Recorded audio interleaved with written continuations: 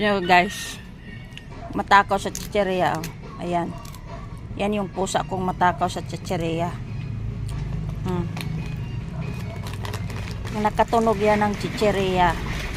Parang mababaliw yan. Pangkain yan eh. Ako naman, nakaabang.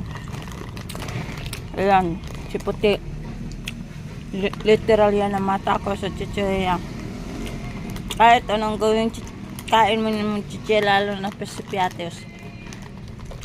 Sobrang ano yan, nigalig.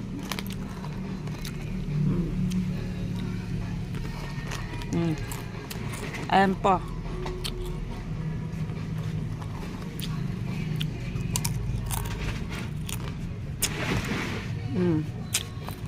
Ubusin mo, huwag kang magtira. Hingi na.